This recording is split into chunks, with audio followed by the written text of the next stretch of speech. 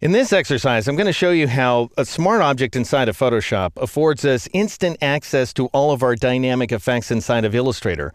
So we've got a dynamic application of those dynamic effects between the two applications. It's absolutely fantastic. I cannot stress enough how useful this workflow can be. But it's a little bit confusing, and I get a fair amount of tech questions about it, so I want to review it pretty carefully here. Now, I've saved my progress as rendered-snowflake.psd. I have made one additional modification. I scooted this guy over to the left a little bit, and I did that by pressing the Control key, or the Command key on the Mac, in order to temporarily access my Move tool, and then I just dragged the snowflake a little bit leftward.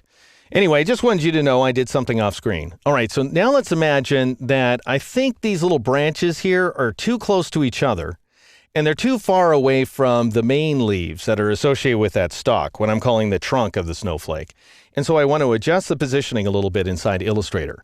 Well, this smart object is actually an embedded Illustrator file that now lives inside of this Photoshop composition. And you can edit it inside of Illustrator, much as if Illustrator were a plugin for Photoshop, by double-clicking on this smart object thumbnail here inside the Layers panel. So go ahead and double-click if you're working along with me in order to bring up that file inside of Illustrator. Now, at first you might think, I didn't get the file, I just get this blank document right here. Well, that's because it's white on white. We don't have that background layer because we didn't copy it. We just copied the snowflake, which is white against a white background. So tell you what, let's go ahead and press Control-A or Command-A on the Mac to select the entire thing. And I'm going to zoom in here so that we can see the results a little more closely. And my fill is active inside my color panel, so I'm just going to go ahead and change the K value to 100%. So we end up with this black snowflake, and I can see what I'm doing. All right, I'll click off the snowflake so it's no longer selected.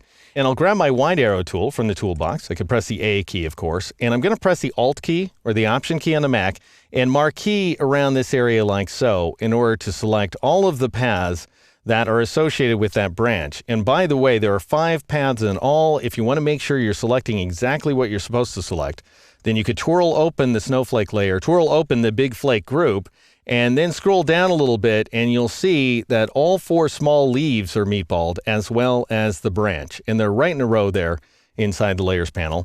And then I'm going to press Shift up arrow a couple of times in order to raise the position of that branch and scoot the branches away from each other as well.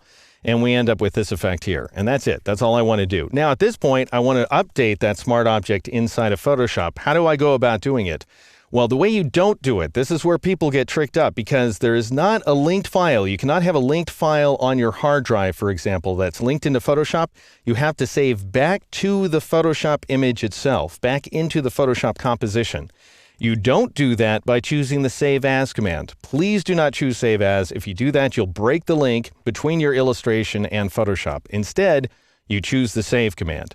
So just go ahead and choose Save or press Control-S, Command-S on the Mac, and you have now saved not to your hard drive like you normally do, you've saved into Photoshop. Now I'm going to switch back to Photoshop, and as soon as we switch back to the application, everything updates. So not only did I update the position of the branches, I updated the color of my snowflake. So it's no longer white, it's now black, which I think is really cool. It looks like it's rendered in metal. But let's say you want a translucent effect. You just want that fill to go away, whether it's white or black or anything, doesn't matter. You just want to be able to see that sort of chiseled emboss effect. Why then go over to the Layers panel and reduce the fill value to 0%. And then press the Enter key or the Return key on the Mac and we get this effect here. And I'm going to go ahead and press the F key a couple of times in order to fill the screen and zoom in. And what's kind of interesting about this is Photoshop isn't always super great about rendering out its layer effects on screen, unless you go ahead and flatten the image, in which case you get a very good sense of what it's going to look like, or print the image. And you'll find that this image prints beautifully. At least that's my experience. And that, my friends, is how you exploit dynamic effects inside Illustrator and then build on those dynamic effects dynamically inside Photoshop.